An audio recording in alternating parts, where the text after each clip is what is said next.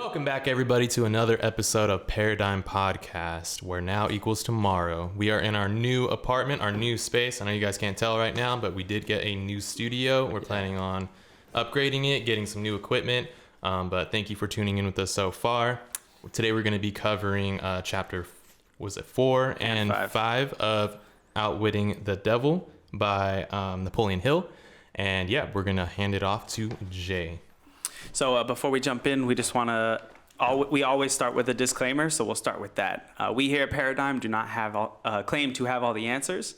We simply desire to be better each day. We make videos in the hope that other people that desire the same can use some of the tools we've discovered along our journey. So these chapters today, mine was chapter 4. It was titled Drifting with the Devil. And I believe chapter 5 was continuing that conversation, correct? Yeah, that's our title too, in chapter 5. Cool. So today we're going to talk a little bit about that. So let's start with our opinions on the book so far, and have they changed since the beginning? Right.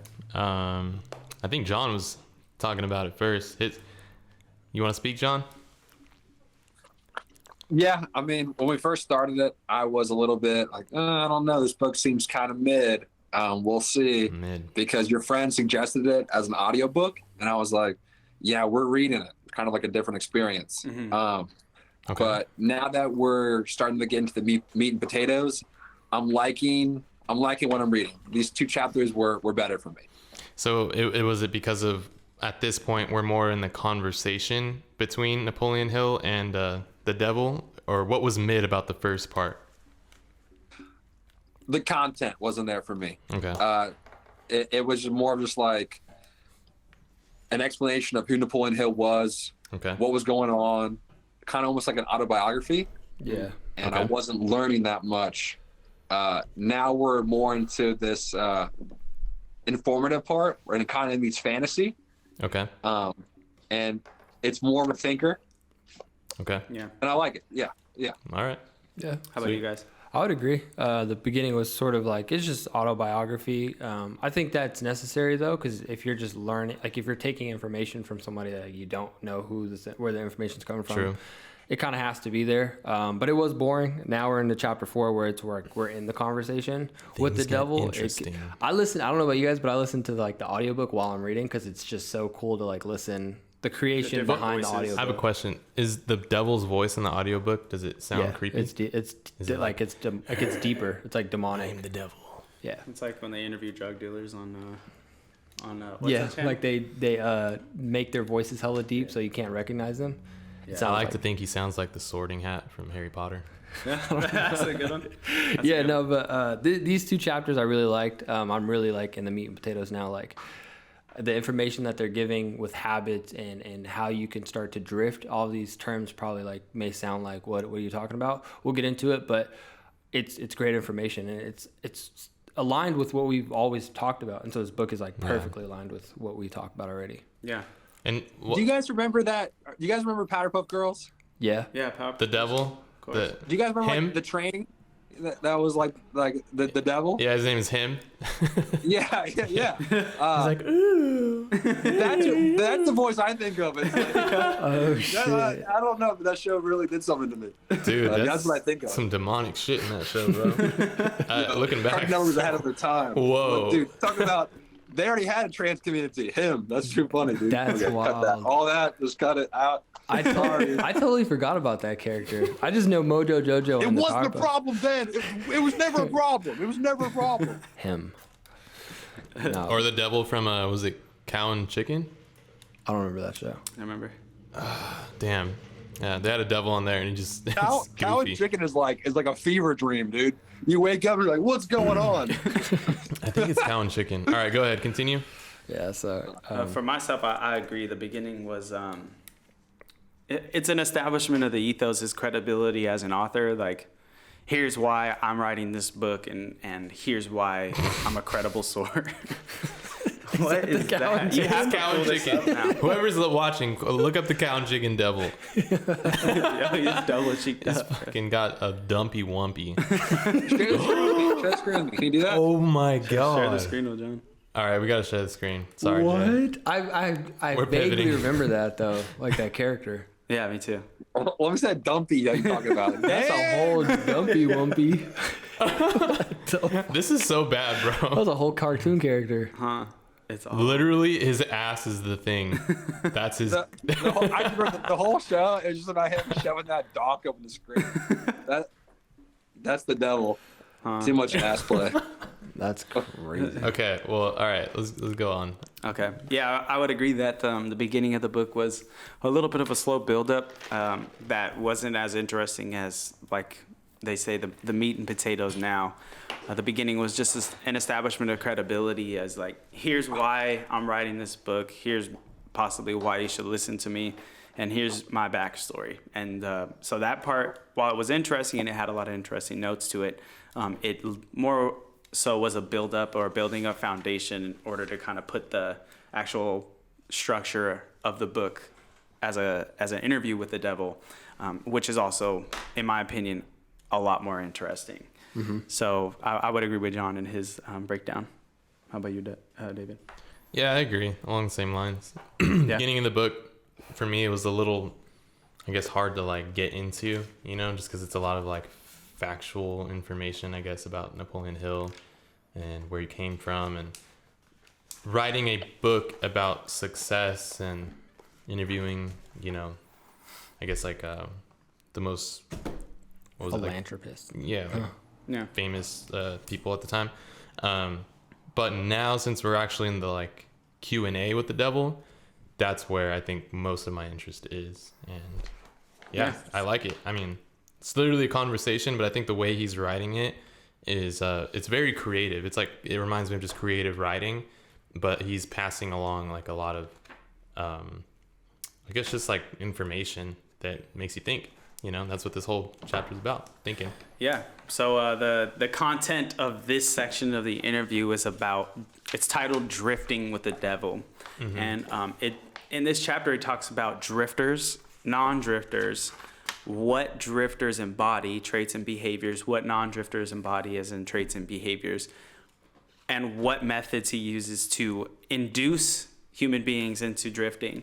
And so we'll talk a little bit about that, jumping into, Napoleon tells the devil to give him a breakdown and a description of what traits and behaviors a drifter may embody. And so on page 127 of my copy, the devil states, "The first thing you will notice about a drifter is his total lack of major purpose in life. He will be conspicuous by his lack of self-confidence. He will never accomplish anything requiring thought and effort. He spends all he earns and more too, if he can get credit. He will be sick or ailing from some real or imaginary cause and calling to high heaven if he suffers the least physical pain. He will have little or no imagination. He will lack enthusiasm and initiative to begin anything he is not forced to undertake, and he will plainly express his weakness by taking the line of least resistance whenever he can do so. He will be ill-tempered and lacking in control over his emotions. His personality will be without magnetism, and it will not attract other people. He will have opinions on everything, but accurate knowledge of nothing. He may be a jack of all trades, but good at nothing. He will neglect to cooperate with those around him, even those on whom he must depend for food and shelter. He will make the same mistake over and over again, never profiting by failure. He will be narrow-minded and intolerant on all subjects, ready to crucify those who may disagree with him. He will expect everything of others, but will be giving to little or nothing in return. He may begin many things, but he will complete nothing. He will be loud in his condemnation of his government, but he will never tell you definitely how it can be improved. He will never reach decisions on anything if he can avoid it, and if he is forced to decide, he will reverse himself at the first opportunity. He will eat too much and exercise too little. He will take a drink of liquor if someone else will pay for it. He will gamble if he can do it on the cuff. He will criticize others who are succeeding in their chosen calling. In brief, the drifter will work harder to get out of thinking than most others work in earning a good living. He will tell a lie rather than admit his ignorance on any subject." So this is his description of what it means to be a drifter. Did any of those substantially stand out to you guys? Yeah, lack of thought for yourself. I think that's the biggest thing. especially when it comes to like building a purpose. No one can define a purpose for you. It's like you going to school and your counselor's asking you what you want to do with your life. Mm-hmm. And then they like, you don't know, you're like, oh, I don't know. And they kind of just point you in a direction, right? Right. Like, that's where I think a lot of like children get lost at that point. Like if you kind of don't know at that point, which I fell into, I felt like I didn't know exactly where I wanted to go.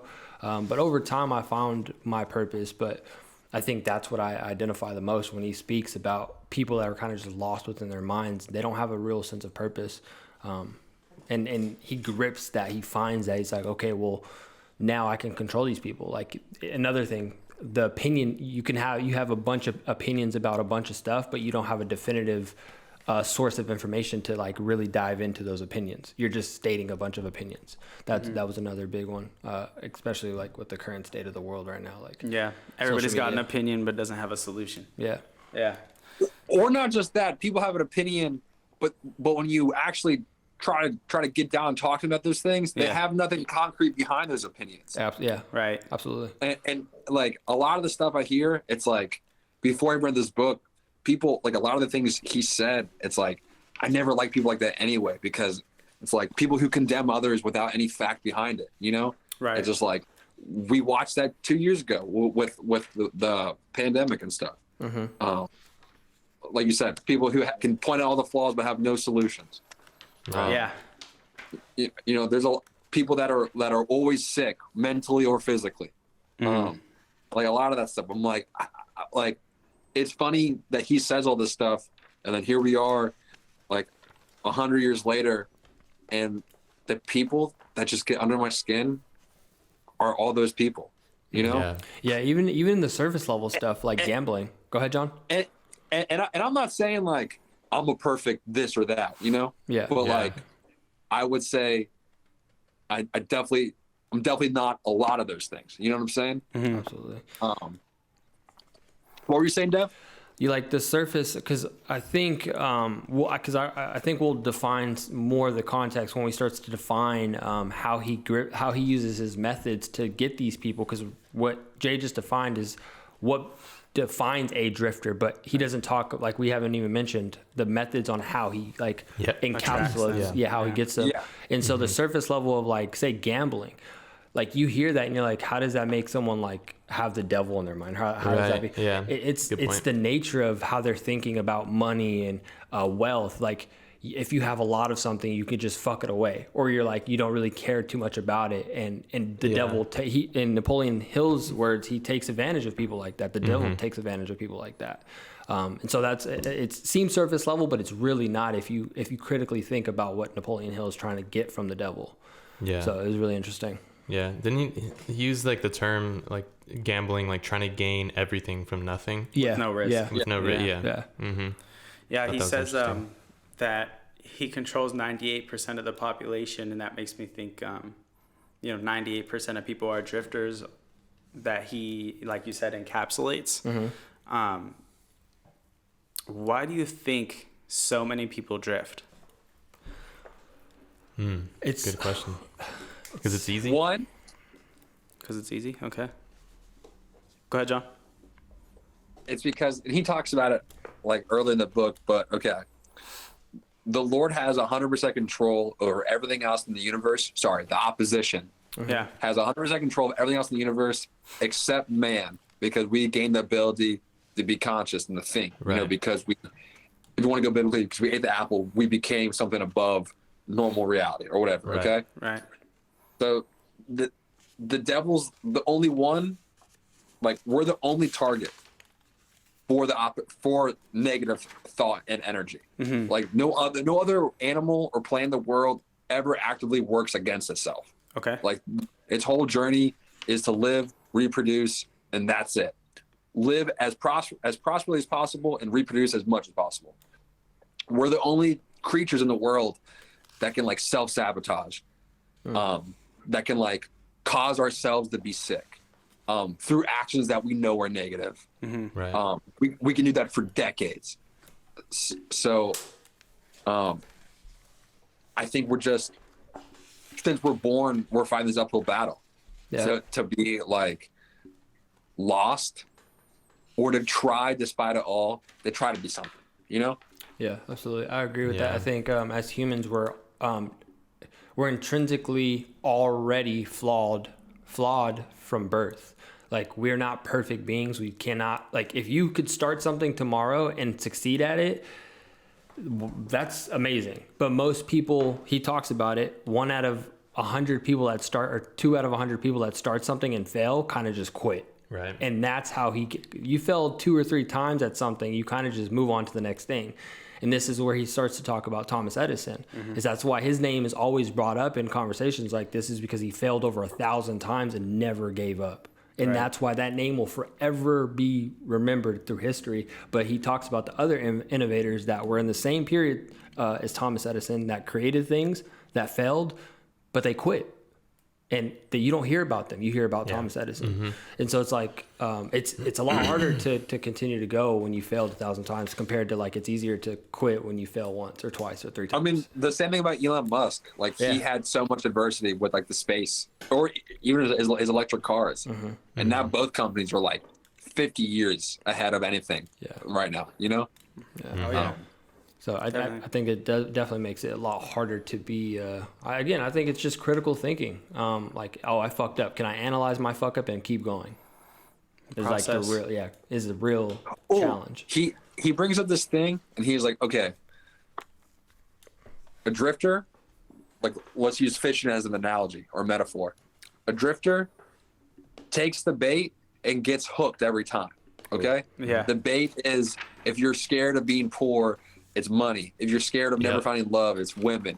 If it's plug in your biggest insecurity, and the fix to that is the bait, you know? Yeah. But a non-drifter takes the bait off the hook and gets away. Like he does a calculation, you know? He's like the mouse that gets the cheese off the trap, you know? 1 in a million. But like, because he's an accurate thinker, he sees that it's a trap, and he's like, no, I'm not gonna take the hook. I just want this, you know? Yeah.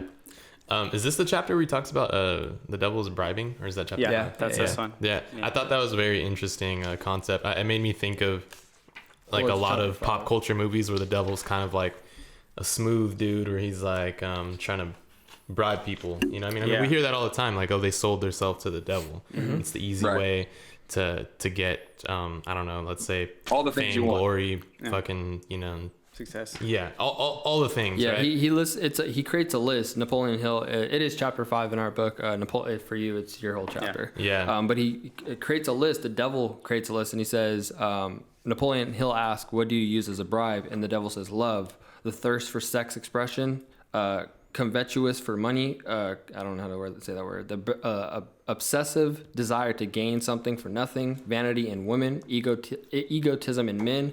Desire to be the master of others, desire for intoxicants and narcotics, the desire for self-expression, the desire to imitate others, the desire for perpetuation of life after death. Like, he lists all these things. It's like, okay, so how do you avoid the devil then? It's like, that's the real question. It's like, how do you avoid everything him? on that?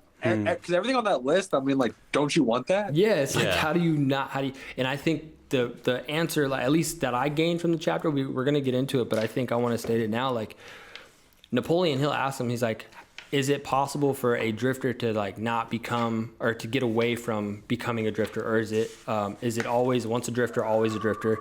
And he says, once you recognize, you have to be definite in everything you do and never leave unfinished thoughts in the mind. I think that's one recognized. That's a big one, bro. That's a big one. So I'm gonna go check on Prince, because you guys, I know y'all hear that. Prince is barking. I'll be right back. Barking at the devil. Yeah, so he Devin was just mentioning the methods by which, the methods by which the devil can kind of attract you into being a drifter. Yeah. So it really starts with bribing, right? Kind of like, what do you want? And how can I give that to you while enticing you to do what I want? That's, I think, what is one of the most, like, interesting concepts about this, is that the devil was actually, like, in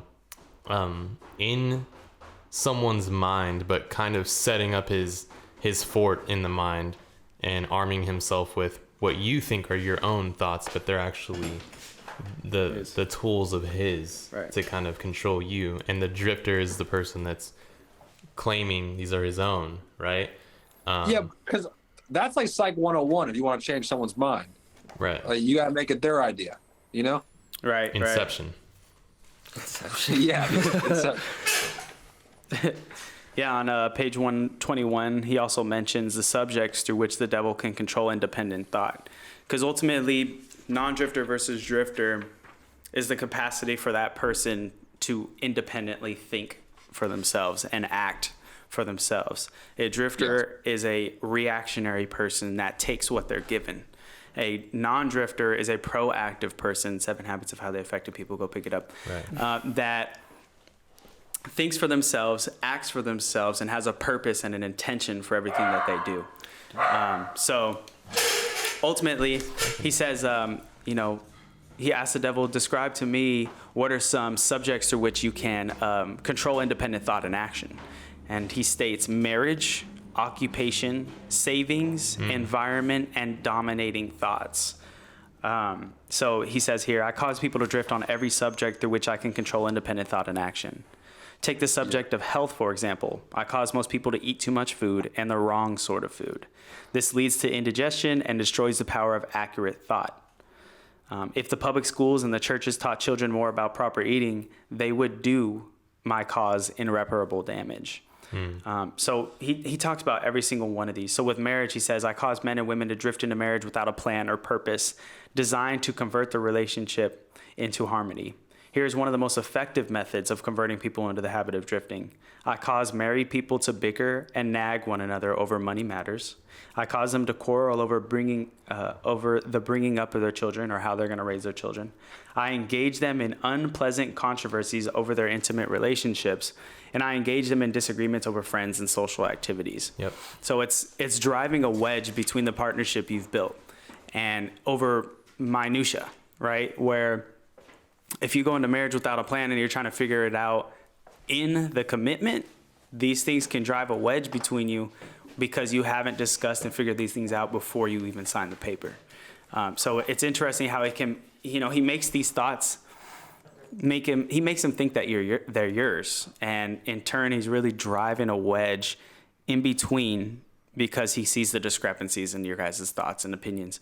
And so he's trying to really dominate your thoughts before you've really even conveyed them and put them together. Yeah. And so, go ahead, John. The way I think about it, because a couple scenarios I went through my head of people that, the things you just talked about that like represent that. And like, I just thought about like every situation, like, that there's like a right way to handle things and a wrong way to handle things, Yeah. And like, it's like a scoreboard, and like the devil's just trying to make you pick the wrong more than the right, Yeah. Like no one's perfect. Like we all have like a wavy path, but like you can try to do way more right than wrong. Like that's the goal. Like that's the way to win, Yeah. Right. But like he's trying to make the wrong one a little bit easier every time, Like I know this young kid who was like real smart growing up, had real potential, like wanted to be a doctor, like could play instruments when he was young. He got his first piece of pussy from some loser chick who's got a kid, and this fucking kid dropped out of college, fucking works at a guitar store, like not doing shit, dude. I'm like, you had so much potential, like you were so much smarter than me, like why aren't you killing it, And it's just like just a little bit easier to do the wrong thing every time, and then all of a sudden it's just easier to just keep that pace, Mm-hmm. Yeah, so he manipulated him through the desire for sexual appetite. I think so. Yeah, dude. Like you get that first piece of puss, you know what I'm saying? Like your whole world upside down. Yeah.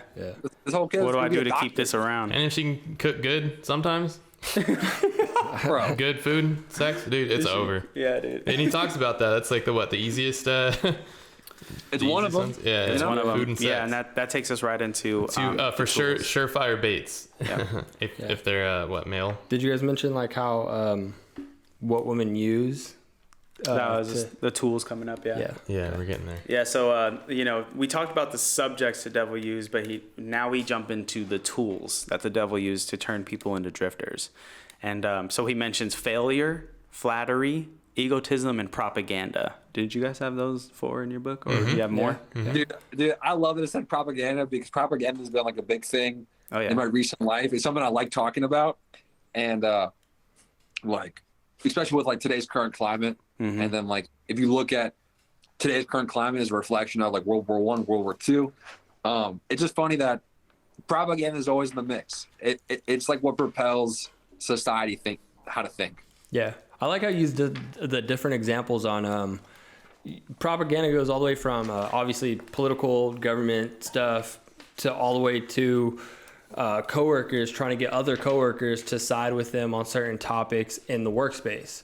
It's I've never heard it worded like the examples he uses. He uses that. He uses school teachers. He uses different. I think there's good propaganda too. Like my school right now. This whole thing about pride and leave it better than you found it. And, read it good. Like that's propaganda. I agree with that because like realistically there is that positive propaganda. I think that's why schools have the spirit system or the pride, why you want to take pride in your school, because it's not just your school, it's your actual community. It's your community. It's the whole community. We should love this shit. You know? We should love each other. So, and that's one thing I didn't understand as a child, like being in high school, like I just thought like we had to go to school because it's the law. Like I never had that exposure to why building yourself in a educational environment was so important. Obviously now I see it, but I got more wisdom the older I got. So dude, it's so funny too. You watch the kids who buy into like the positive propaganda, they just do better. It's funny. On propaganda he mentions here on page 143, he says millions of our boys are preparing Americans to become Hitlerized. I thought that was interesting to verb, like turn Hitler into a verb. So he says they do that now, dude. They do that now. Yeah, exactly. And so he says, Kanye West, sign me up.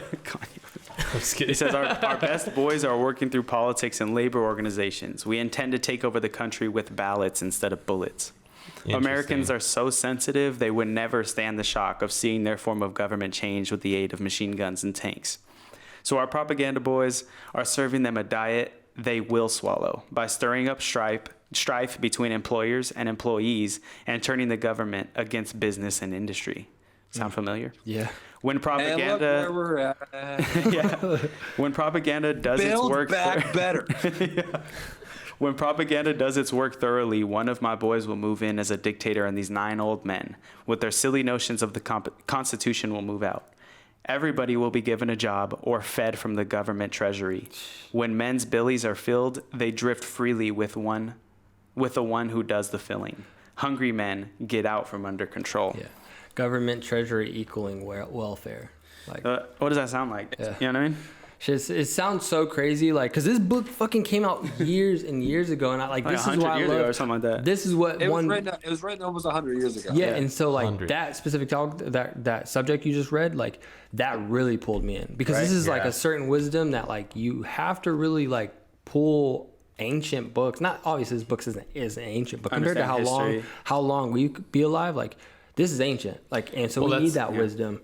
That's why it would have been a problem if there was some, I guess, hesitancy about releasing this book at the time because it would have caused people to, religious leaders and go ahead, John. It's like the same people who wouldn't like it then wouldn't like it now. You know what I'm saying? Mm-hmm. Like you're talking about because like this book's ancient. It made me think of like nothing's new under the sun. I was talking to this guy today at the park and like the Romans had steam engines for toys and they just didn't think to like industrialize it. But like a lot of our culture, like the Republic, like how we do stuff is like very similar to like when the Romans were like a republic. And like nothing's new under the sun, you know? Like a drifter back then is a drifter now, you know? Right. Like so like how humans interact in human society, it's like nothing's new under the sun, you know? It was just like different fads, you know? Yeah. Why do you think people buy into it? Security. What? Buy into the propaganda that he's talking about here, where you're gonna eat because the government feeds you and you're gonna like it. Well, like you think of I may be wording this wrong, but like I think of like communism. That sounds like a communist society where everybody's equal under the same government, but there is money that streams into that economy. Nothing is free. Get that one thing, get that straight. Like, nothing is free in the world. And so living under a communist state, the money is flowing somewhere. It's either flowing to the top or it's flowing to the bottom. Mm-hmm. And most of the time, study history, like, it goes to the top. The people that are and the feeding bottom the get people. Crumbs. Yeah, and you get crumbs. You get the crumbs that we allow you to get. Right. And it's like, I don't want that. And that allows for people to want the security and want the protection. But then when it comes to shit hitting the fan and this is actually being rolled out, the rug's pulled from you. It's like, well, we're not actually giving you that. Yeah. The reason why people want to buy into it is because after long times of nudge them that way, it is such a responsibility to be responsible for yourself, for your own income, to feed yourself, to have the answers, to know when to pay your bills and when to do this. And it's just so much easier to be a collective. Right. So if you're fed by a thing and you have rules and you're told when to do X, when to do Y, because you weren't shining anyway, it doesn't affect you, you know? And he said 98% of people aren't accurate thinkers or are drifters.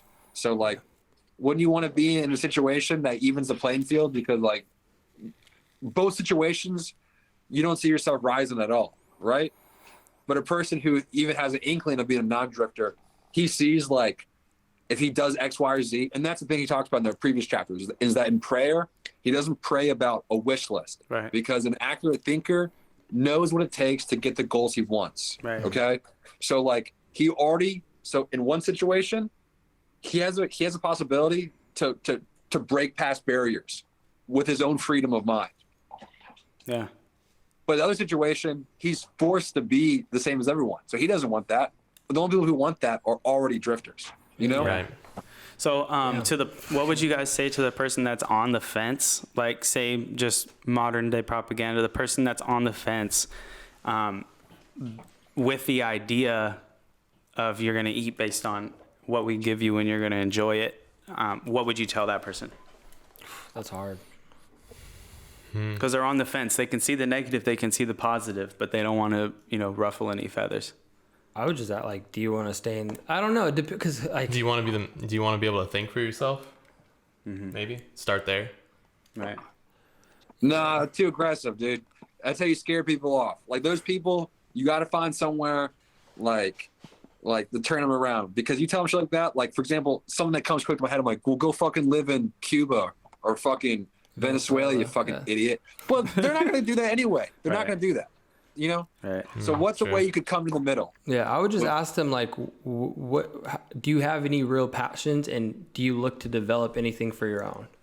Is there do you have any sort of imagination around what you're already in love with? Yeah. And where do you think that's going to go if someone's telling you how to operate that thing you love? Oh, that's a good way. You know what I mean? Because it's your own imagination, but someone's controlling your imagination. Do you want that? If not, then I think that's how to get because everybody has a passion. I don't care who you are. Everybody has a passion for something. Right. So it's either can you identify it? I don't agree with that. You don't think everybody has a passion? Hell no. I know a lot of people that are fucking lame, dude. They just go with what they're given. They're passionate about being lame. Well, even if it's football, how something. I think about when we hear about this social media shit, everybody's on their phones. That's a passion. You love looking at your phone. You can't discern whether or not when to get off your phone. You love looking at your phone so much. That's a fucking passion if you like it or not. Because you love looking at it so much. It's a habitual thing. Yeah, it's awesome. What he talks about. Is that a passion or is that an addiction? That's a good point. That's a very good point. It could be an addiction. Passion, for example, I love going to the gym. I love going to jiu-jitsu. I fucking dream about it, dude. Mm-hmm. My body hurts. I got to go and do this shit, you know? But I fucking am in that bitch. And I get a crumb of validation from my coach when he says he's like, dude, John is a fucking hard worker. That's all I needed. I've been there for 3 months, no recognition. I get that one crumb. I'm like, yeah. Dude, John's noticed me, senpai. Yeah, that's passion. An addiction is fucking, I wake up and smoke weed. Oh, dude, I love smoking weed. No, dude, I'm fucking addicted. You know, different. I guess to define, to be able to define addiction and passion, would it be there's no productive incline with addiction, it's always a decline. Let me ask you this: do you love hitting your vape? Like, is it your passion? Like, do you dream about it? Like, No. do you draw sketches of elf bars? No. But when it runs out, are you like, okay, before we do anything, I gotta run to the vape shop? Right. Yeah, that's good. I don't know how to define that. Then I don't know how. But I don't know. I think there. I don't know. I do have a strong sense that a lot of people, like majority of people, have a passion. They just maybe don't know it yet. I don't know. It's like Haven't destiny. identified it. It's like, I think more people need passion in their life. absolutely. It's like purpose. It gives you a driving sense to Boom. wake up in the morning. Yep. It's part of the purpose, at least, right? My Yeah. purpose It's is part to of- smoke it's weed. part of something. Yeah. My purpose is to hit this vape. It's Yeah. a part of. Hit that It's, shit. it's a part of. It's a. I think passion is a part of opposition of whatever the devil is. You know, I've been really liking how he's been using the word opposition. Yeah. It's like, dude, I want to be a good soldier for the opposition. You know, it's Right. like, what else can I do to be like the opposite of bad? You know, What about those people that make like vape, like tornadoes and like Oh, blow okay. O's and shit? Yeah. Is that their passion? Shit. Maybe that What? might have escalated to They the do, like, passion at tricks? that The point. vape tricks with the like tornadoes. And yeah, that's their passion. That's different. That's for sure their passion. It's they, an art They go to form. competitions. Yeah. They go to yeah. competitions and like win, and they're like, check me out. I want to do a new trick. Yeah. Yeah, I do. I really embrace the part. I reread it a few times where he talks about wealthy people. Oh, yeah. People that develop wealth. He says people that develop wealth can also become drifters because just because you develop an influx of money doesn't mean you kind of outrun the devil. He can throw things at you in different ways than say a poorer person that doesn't have an influx of cash. Those people are a lot easier to get because poverty is one of the methods he uses that are like his Fear. go-to. And so the methods he uses around fucking like dude. the wealthy, wealthier people are used like gambling for one. Abundance of food, but it's not an abundance. It's like what's another word for like He said inundated with rich foods. rich food. So Yeah. I thought like Super, just over Fatty the top, foods. not good food. yeah. Yeah. A lot of women, a lot of like sexual drive. Everywhere that wealthy people go, there's always sex. Temptation. It's like temptation. So it's you can never. I don't think you can outrun the devil. I think he's always chasing you. He's always chasing you. I like this part, speaking on that, where the annotated version of Outwitting the Devil right here, it says, think about the countless athletes who have become mega celebrities only to crash and burn from their fast money and fame. And then think of the millions of young people who looked up to them. Think of lottery winners who end up losing all their money within just a few years after they win the lottery. Could it be from drifting, a fallout from gambling? Could these cycles be orchestrated by the devil?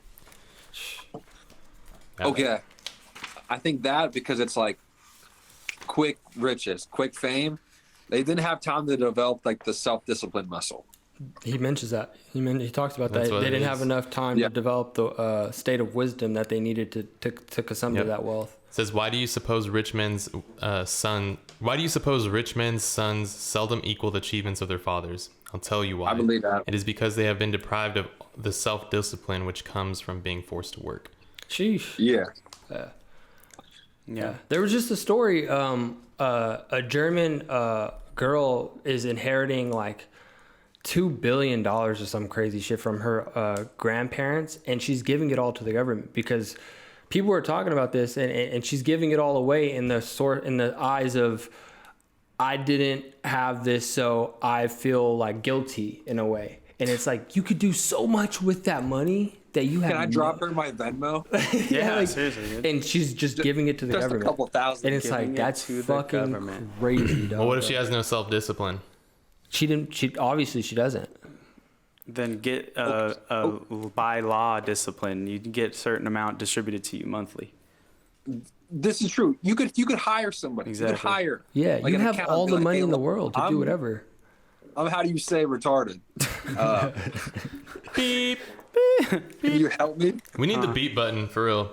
I'm gonna bring that beat pad I have so we can have a I'm little not- soundboard. I want to live in a world where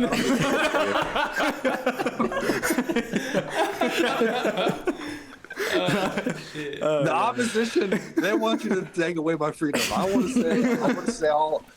say retard, dude. The opposition said I could say retard, bro. Oh my gosh. You know, this point actually was interesting to me. It brought up a question to me. It says here, you know, Napoleon states that the devil claims, "It may mean something to you when I call your attention to the fact that the non-drifters, which I do not control, and those who possess most of the wealth of the world happen to be the same people." And it made me think of, you know, there's this story in the Bible where a rich man who asked, he goes to talk to Jesus, he pursues Jesus, and he asks, "How do I ensure my place in heaven?" And Jesus tells him to give away his riches and follow him. But he couldn't do it. And he, you know, that's where the quote, you have a rich person's chance of getting into heaven is like fitting a camel through the eye of a needle. You guys have heard this? Mm-hmm. And so with its discrepancy, do you guys lean one way or the other? Because if we're saying the non-drifters that possess most of the money, that, you know, are successful, those people, while they're also enticed by temptation, they tend to be the same people that, you know, as non-drifters, they're the ones that are set. Right. I was thinking it's just kind of a flip of what the Bible says in terms of, you know, God gets this person that's in front of him that's an ultra rich man, and he tells him, "Give away your riches and follow me." Mm-hmm. And so I just thought it was interesting that they were opposing ideas. Do you guys have any opinions on that? Yeah, I mean, one in the book, he talks about some of his top people was like Stalin and Mussolini, okay? Right. Literally leaders of countries, okay? So, like, powerful, rich people can still be drifters. They just get bribed and power and money. Right. But, like, okay, I think the definition of a non-drifter is someone who's an accurate thinker, okay? Okay. So, like, for example, Elon Musk is, like, the richest person in the world, okay? Mm-hmm. Just from what we see on the news, everything he does, you would say he's an accurate thinker, right? Right. I would say, like, he's on the side of good, you know? Yeah. Through a lot of controversy, he sticks to his principles. He tries to be open-minded. Like, he does all the things I think a good leader should do. You know, he takes chances, he takes risks, he believes in himself, he believes in his team. He rose to the richest man in the world, and he's doing 4 things that are like revolutionary all at the same time. And there's other people like him, you know? Right. So yeah, and I would say that there's always like drifters and non-drifters of every scale of the ladder, you know?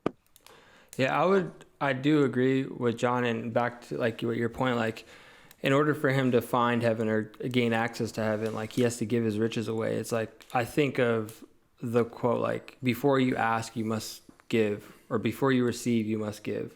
I think of people like Elon Musk. Let's use him for an example. When you think of Elon Musk, yeah, you think of the richest person in the world, but you also think of like thousands and thousands of jobs and innovation and like what he's providing to the world. Mm-hmm. He's not just rich for no reason. And so if he was to give his money away to achieve a sense of I mean, he kind of just did. He just threw $40 billion. Yeah, and that's great. You know? And it's like he's found a source of something he finds, if not wrong with humanity, or a purpose he can provide to like maybe better humanity in a better way. And I think he's like, I don't know if he mentioned, he says like, I don't know if I'm throwing this money away, but I have to try to stop whatever's going on. And you can have your Twitter had so much of a net negative effect on humanity. He was like, I'll throw money just to try to fix it. Yeah, and it's like, what if he quote unquote fixes what he found, what the problem was? Did he do a service for humanity? Did he do in the eyes of who? The holder? A controversy too with Kanye. Okay, he just got dropped by like all of his labels because like he's doing what he always does, is believing in himself and speaking stuff, and like whether he's right or wrong, that's not what we're talking about. But he literally dropped from being a billionaire. Like all of his contracts got canceled. So like he literally gave away his riches, and he believes in God to follow what he thinks is God's plan. Yeah. And like, I mean, at every turn, everyone's always doubted him, and he somehow always comes up ahead. Yeah. Like if you give him enough time. So like even on that perspective, I'm not ready to count Kanye out of being crazy, because he always ends up fucking turning it around. Yeah, it's almost like he's like 3 steps ahead of everybody. It's kind of crazy. And he always seems crazy. And he's saying some crazy shit right now. Yeah, for sure. I'm not disagreeing with that at all. But also, like, check the scoreboard, dude. He does this all the time. And, like, he believes what he says. And, like, he's willing to risk it, you know? Kind of fascinating. Yeah, my idea on it is what if he did it on purpose so he doesn't have to pay through a company? That's the thing. He's full now he's free. Of Yeezy company. Now he's free. He's got no contracts, no deals. I mean, he literally. Did you guys listen to his podcast with Lex Friedman? Yeah, he talks about that. Yeah, that was a good one. I watched the Piers Morgan one, but he was like, all of this stuff lost. I lost $1 billion status. He goes, I'm still fucking Kanye. I'm still here. I'm still gonna wake up. Who canceled who? I'm still gonna keep dealing with my fucking dream. Like, none of that shit matters to me. He goes, I got my vision, and that's it. And I'm like, damn. Like, I just love, like, even though he's crazy, that's the same. I still love that, like, that commitment that he's like, I'm doing the right thing. Yeah, right. I know what part you're talking about because he talks about then he moves into talking about Balenciaga and how they canceled his contract, and he's like, I'm still Yeezy. Right. And so he sits back. He's like, so who canceled who? You know what I mean? Like who? He's still Kanye. He still owns that brand. Right. And that's what people are buying, not Gap, not Adidas, not Balenciaga. They're buying him. Right. It's crazy, like, to get his perspective on shit. And he, again, what John says, like, he is saying some crazy shit, like. Yeah. And it's like, the juice stuff is just a little wild, you know.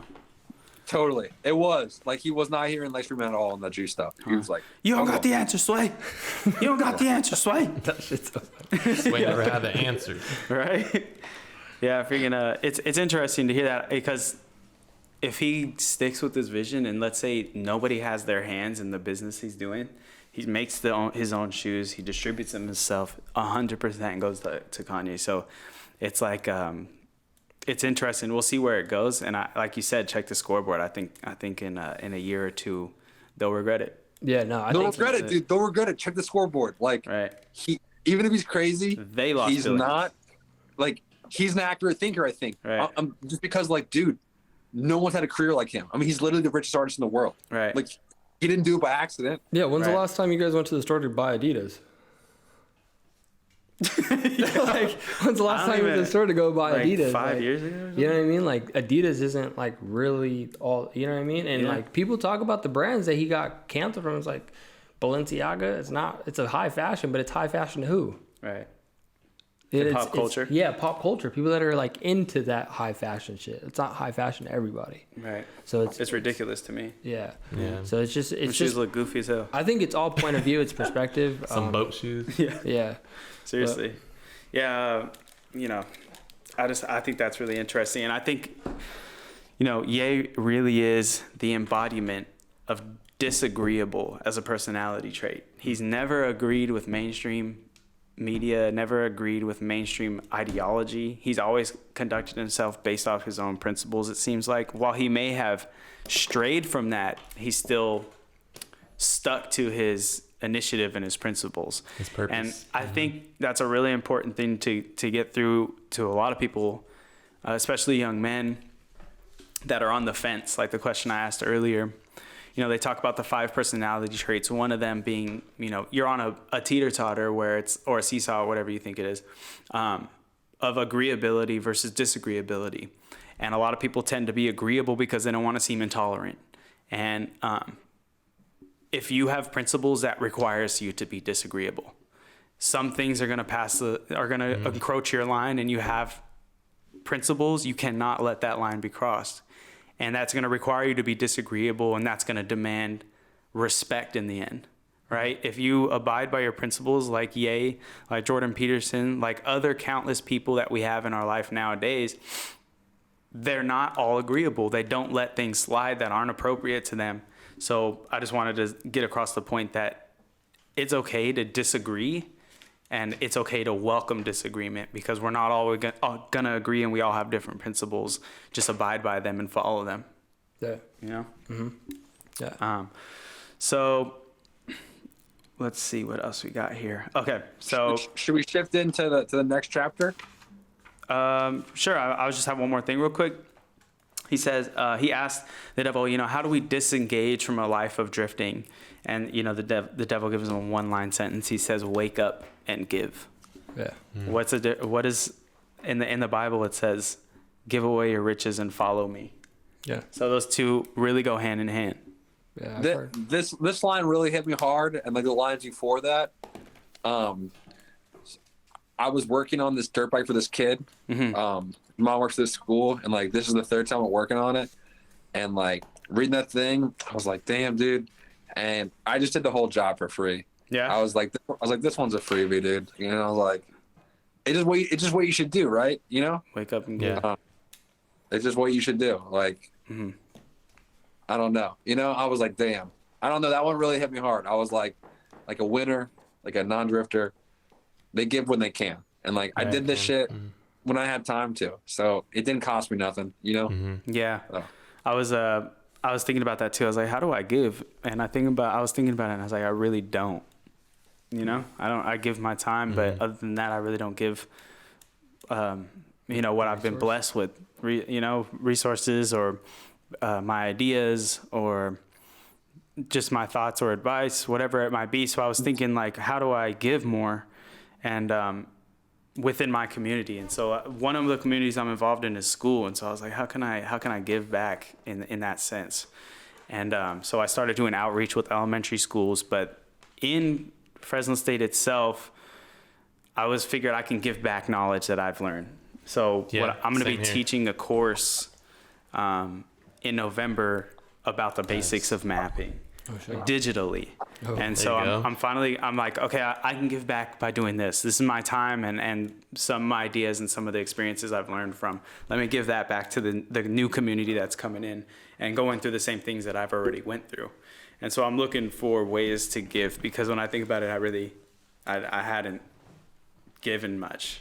Yeah. You know? True. Yeah, I try to, because I feel like I fall in that same boat, but I recognize like we're planted in different shoes, and you may not be able to and so like time and resources an infinite amount of supply. Right. So you can give that, and little things I do give is like I love to give people that don't have like much. So like one thing I try to focus on is like homeless people. Like if I can buy them like food, or because I'm out all the time, I see like it's bad but it's like I don't have hundreds of dollars just to buy everybody food. Right. But if I can like help this, like maybe this person is saying they're trying to get to the train or something, or maybe like they just want something to eat for the day, like hey, like you want me to go buy you something, or here's $5, or like you know what I mean? Because it's like $5, I can make that, but how hard is it for you to make $5? So it's like I think we give in so many different forms. Obviously, time and energy is like the infinite supply, but there's so many ways to give back to people that just need stuff. Yeah. Or not just people, students, education, like, you know what I mean? Like, Find a way. yeah. Yeah. All right. So your guys' 5th chapter, what was the overall encompassing content of that?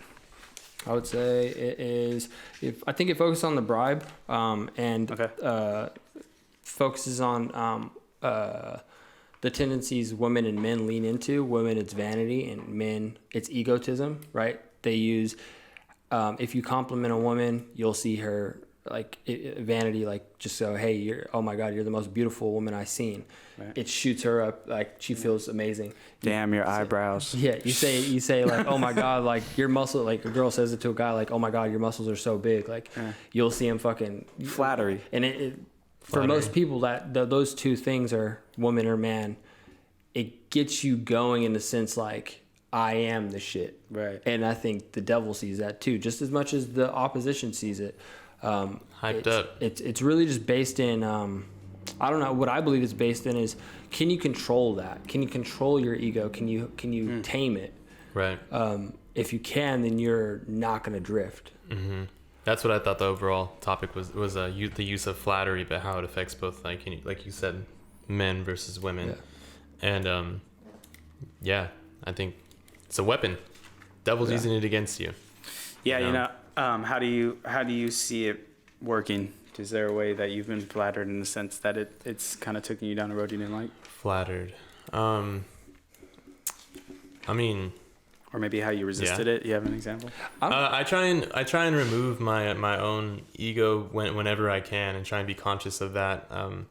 Because I work for a tech company that pays really well. It's like everybody wants to work there locally that I know that do like the creative outlets, like, design, videography, people locally here in Fresno. And that can kind of fuel your ego. You can be like, oh, I got a good job now. I'm a designer. I'm doing this thing. I just went to Adobe Max recently, which was a huge design conference hosted by Adobe. And, I think my ego got boosted because I was there with everybody. I got to speak to my favorite designers. I felt like I was like, not the top dog, but I'm like, okay, now I can be taken seriously, which it was a pivotal moment in my career, but I can't let that ego just cloud that. I guess my vision or my purpose that I'm supposed to give back to other designers or people that want to be creative and they're trying to achieve more. So I think, for me, I do have to control my own ego, and I give back with like you said. I think we're in the same boat as far as like teaching or showing our value. Like I can't just be handing out money, right? I guess, but what I've been doing lately is I'm getting more harsher with my critiques with the apprentices who are trying to design. Like just getting upping the I guess the caliber of like what we're doing. It's not everybody's getting an A this time, but I'm telling you that you have a D because you can get better, and I would be letting my own ego fuel me if I'm just like, look at all these apprentices that I have. They think they're doing amazing. I think I have to. Give them a little bit harsher critique, but so the value of your critiques went up. Yeah, I would say, and it's flattering having a lot of people want to get on my good side because I do, my design, and it's getting like credibility and whatnot. But I can't let that just get to my head. That doesn't make me a good designer just because everybody else is saying that. I think what makes me, I guess, valuable is passing on information and trying to be a better teacher and not letting all this stuff get to my head. You know what I mean? I saw myself when I was at Adobe Max. I was like, damn, I want to be up there speaking. I know I can. I know I could do it. I want to do it. But being applauded to, like, that just kind of seems weird to me. It's like, no, Aaron Draplin is a designer that I met. And as he was walking up to speak, everybody started applauding. And he was like, stop applauding. Yeah. He's like, it's not, you know what I mean? He's still a human being. He's still there. He's still a dude. At the end of the day, is just doing something that he always says this thing. He's like, this wasn't supposed to happen. I wasn't supposed to be up here. I felt like all of you at one point. So it's really humbling, and I try and keep that with me. A flattery can lead to arrogance. It's kind of what I think.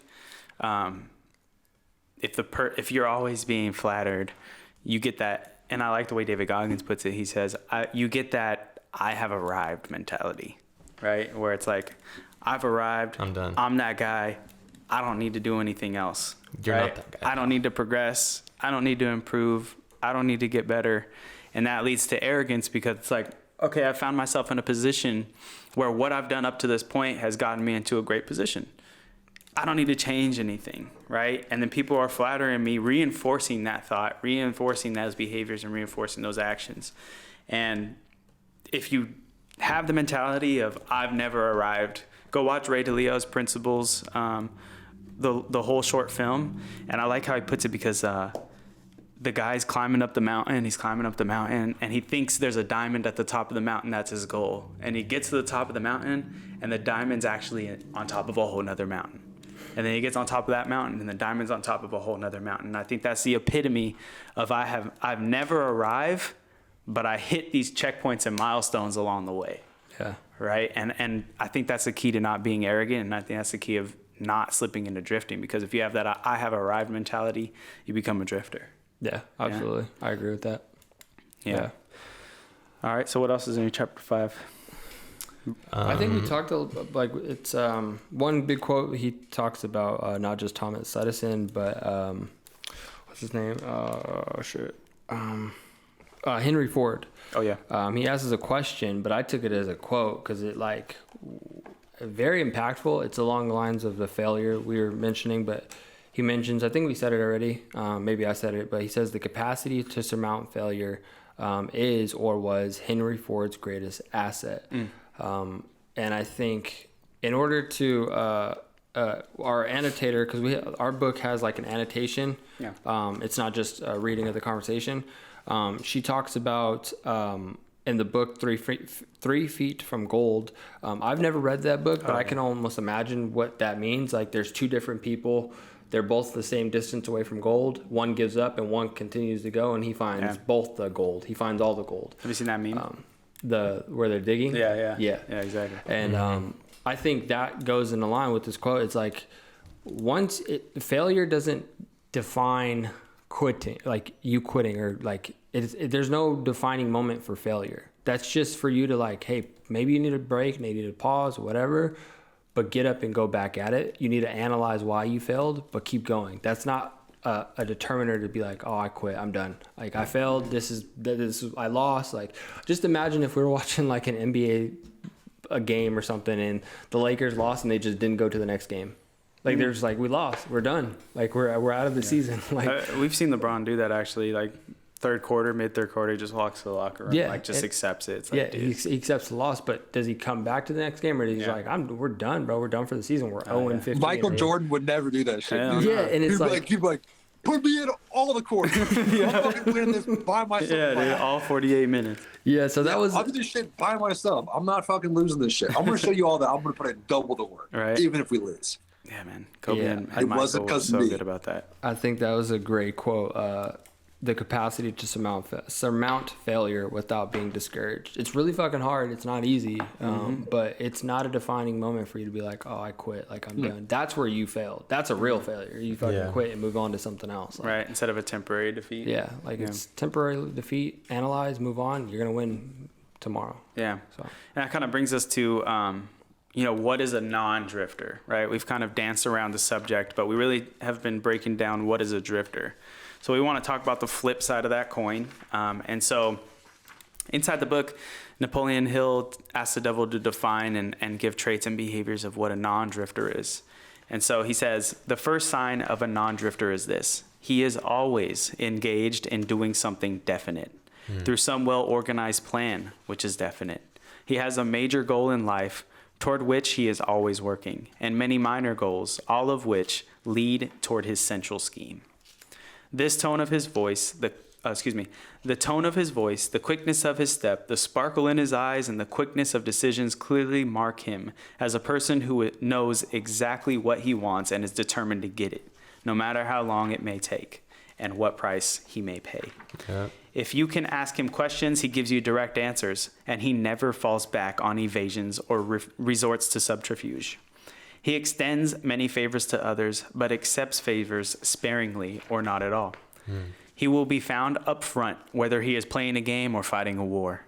If he does not know the answers, he will say so, frankly. He has a good memory and never offers an alibi for his shortcomings. He never blames others for his mistakes, no matter if they deserve the blame. He used to be known as a go-getter, but in modern times, he is known as a go-giver. You will find him running the biggest business in town, living on the best street, driving the best automobile, and making his presence felt wherever he happens to be. He is an inspiration to all who come into contact with his mind. The major distinguishing feature of the non-drifter is this: he has a mind of his own and uses it for all purposes. Yeah, that was sick. I really like this. I suggest you let that one marinate. Let it marinate. 72 hours. Go ahead, John. Season that thing. I really like this just because, to me, if you took out the word non-drifter, what it described was a hero. Facts. And like that's what I've like. I mean, that's what I want to be, you know. And I think every like at least man or woman. I don't know, dude. Sexist. I'm sorry. Cut that. Every person should try to be. Every person should try to be a hero. You know. If everyone did, the world would be a little bit better. You know. Right. And being a hero, it's like the same. We talk about this, but it's the same reason why I like these shows. You know. They're good. They're a good archetype for what someone should be. You know. He's a go-getter. He's a go-giver. You know. Yeah. He has good memory. It's like he always takes responsibility. He's always front. He's always up front. He's an inspiration to others. All like he's a positive. Like all these things. It's like, yeah, isn't that what you want to be? You know? Yeah. Right. That's a hero. Yeah, I mean, I think that really nails it. the idea of the non-drifter, it brings us back to all these different books, right? Like 7 Habits of Highly Effective People. One of the chapters was, the successful man accepts responsibility, right? Mm-hmm. And a lot of these quotes were literally that, he never blames others for his mistakes, no matter if they deserve the blame. He accepts responsibility. There's all these, like, we keep talking about it, but these tantamount ideas that just follow through all these different books, and that kind of is what it boils down to, is accepting responsibility and thinking for yourself. How many times has purpose came up in responsibility? Purpose, responsibility. Almost every book. Every single book. Yeah, dude. Yep. Yeah, just applied in different ways. Yeah. Mm-hmm. When I was thinking about this, I was thinking about Shackleton, Endurance. Pick that book up. Does the light blink when it's recording? Yeah, periodically. Is it plugged in? Yeah, it's plugged in. On a super long cable? Yeah, or right there. That might be right there. that might be a little too long. But all right, well, you want to check it? Yeah. All right. Dev, we're checking right here. Future Dev. Just click the back screen. This spark's all. Yeah, it's turned off. Well, Uh-oh. Well, we got the recording. yeah, we have the audio. Fuck it. What is that? Preparing your file. Yeah, just make it a still. Yeah. Yeah, we could do that. All right. Yeah. All right. Yeah, just make it And we are without visual right now. Ooh, That's all good. spooky. It's the length of the Audio cable. version. It charges too slow. Really? Yeah. It's weird like that. That's weird. Only recorded 30 minutes. Time for an upgrade. It's fully charged. Interesting. Well, And the SD card's full. What the fuck? did you delete the last video off of it? I think it's empty. We'll just do an audio. We'll wrap it up. We'll just do an audio on this one. Or we'll put John on it, just John's face. Don't do that. Make an ugly face and we'll just cut it right now. Yeah, we'll just do that one. I wouldn't be comfortable with that. Yeah.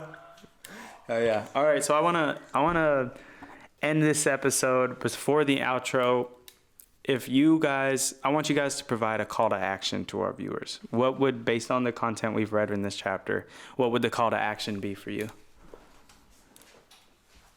The CTA. Wait. Oh, we don't need that camera. Sorry. My call to action, Yeah. What would you say? What's the action you'd call to? dude. If I could just tell someone to do one thing, it would be to start running twice a week Okay. and just do that. Why? Yeah. Be Why? responsible for that thing. Why? Own it. I think running forces you to be with yourself, and it's really good physically. It's like if you don't work out or do anything, you run twice a week, your life will change from before not running at all, not doing anything. Like your life will literally change. Mm-hmm. And I think that alone time, it's hard, it's physical, and then you'd be responsible and you'd watch how your life changed in like 2 months.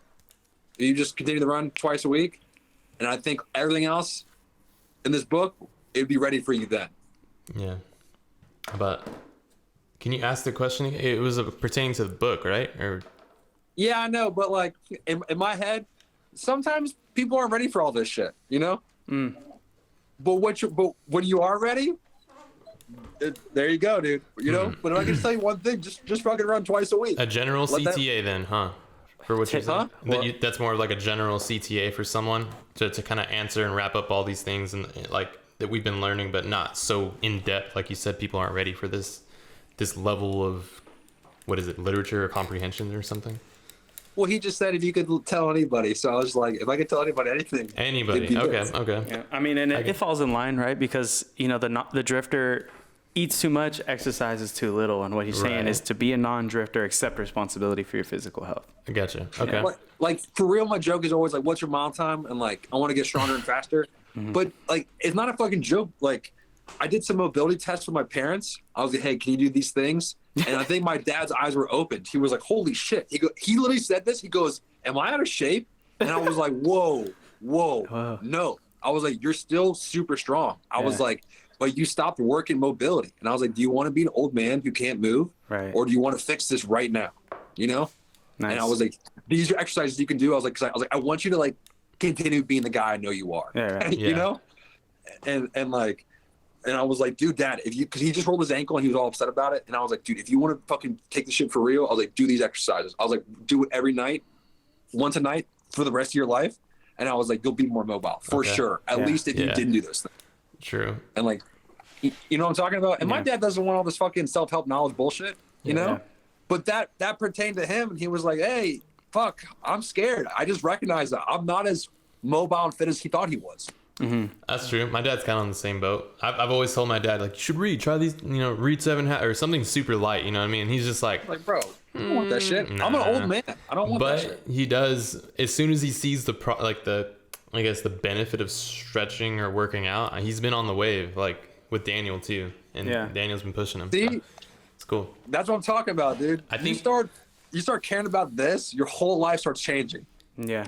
And I think that CTA is right in line with what I know John as. Since the day I met him, he's been a proponent of physical health, And that CTA is like literally what's CTA? Right in his call to action. That's literally right in John's lane. So, I think that's a good one. I think that's really good. Cool. How about you guys? If the person listening, they want to change. They don't want to be a drifter anymore. So what action can they do right now to change that?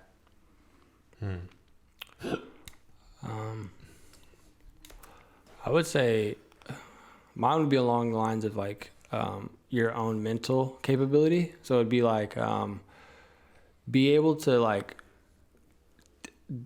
analyze your own dialogue within your own head. Being able to like mentally like dissect yourself, where you feel like you're wrong, where you feel like you're right. And I think that will give you the capability to start to think for yourself. Even when you have a lot of people giving you opinions, even when you're on social media, don't be so quick to, one thing I try to live by is don't respond emotionally to anything. Like if something triggers you, kind of take, if it's 72 minutes, 72 hours, 72 days, give yourself some time and recognize where that emotional response came from within yourself, because it came from somewhere. Right. But if it's triggered in something that's like rooted from birth, then you have the right to be, but also just know where it comes from, right? Mentally, I would say that gives you a strong sense of, obviously the vagueness of this quote, like think for yourself. Like who doesn't think for themselves? Because I'm thinking right now. You know what I mean? It's more of just don't believe everything you hear. Don't believe everything you read. Like experience life on your own terms and don't be arrogant about things.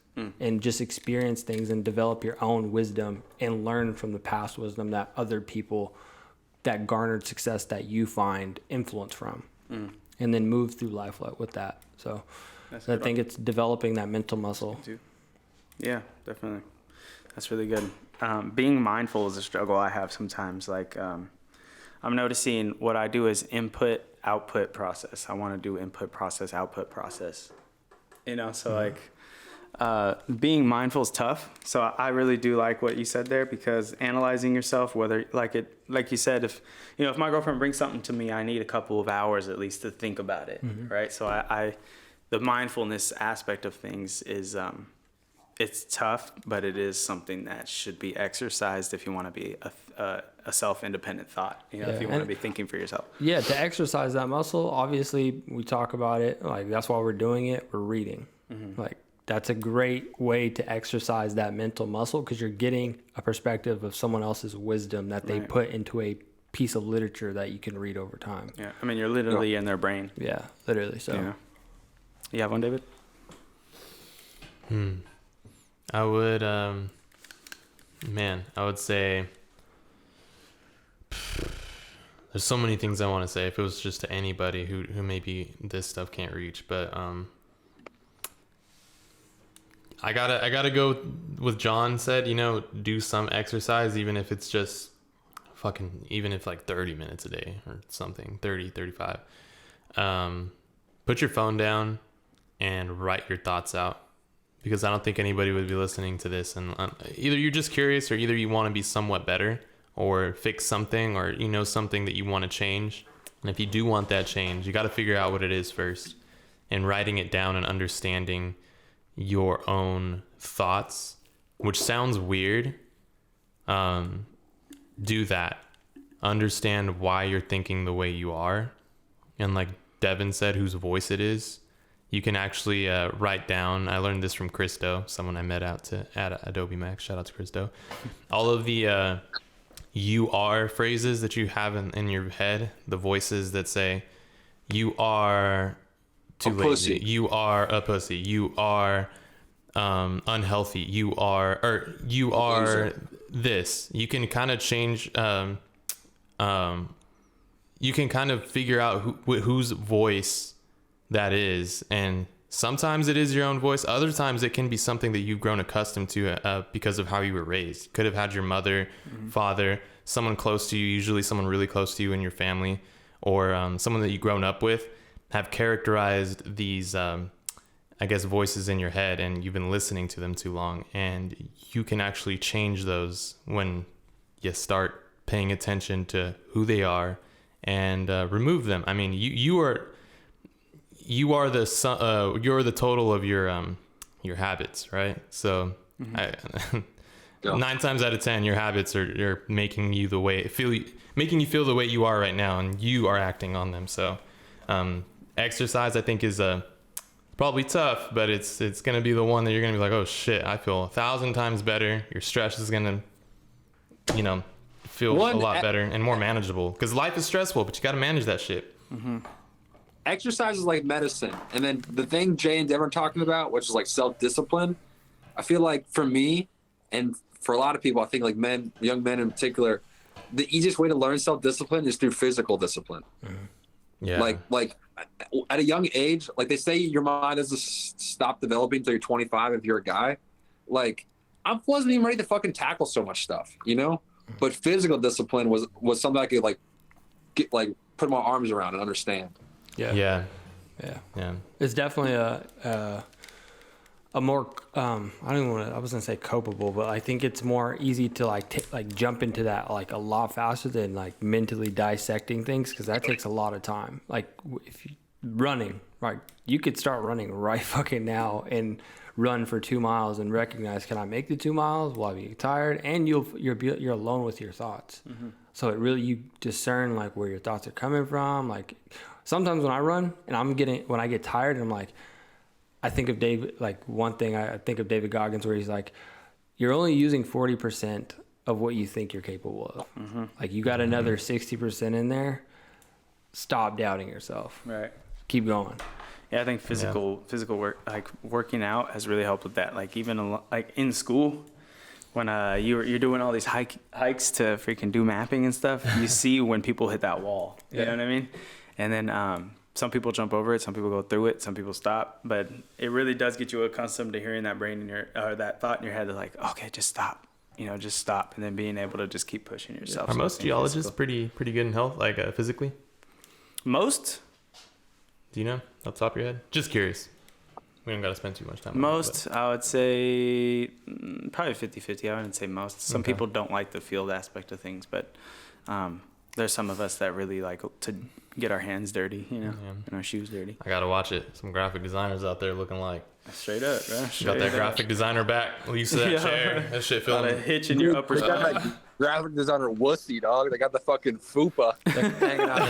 Is that kabussy? Not me, dude. That fucking wussy. lay my big old schlong across the computer and ready to go put some work in. Fucking kabussy. Yeah, make sure that schlong's wearing a mask, okay? I think start breathing on people, spitting on them. If it's gonna be out and about, put a mask on. All right, I'm gonna take us out. But before I do, were there any other key takeaways you wanted to mention?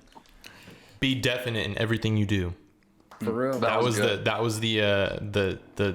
the easy formula answer to the end of chapter 5. What page was that? The last page. Because Chapter Napoleon Hill asked the devil, if he could put it into one phrase, one sentence, and then What he chapter said was it? 5. Napoleon Hill says, this list looks imposing. Give me a simple formula combining all the 10 points. If you had to combine all 10 in one, what would it be? And the devil says, be definite in everything you do and never leave unfinished thoughts in the mind. Form the habit of reaching definite decisions on all subjects.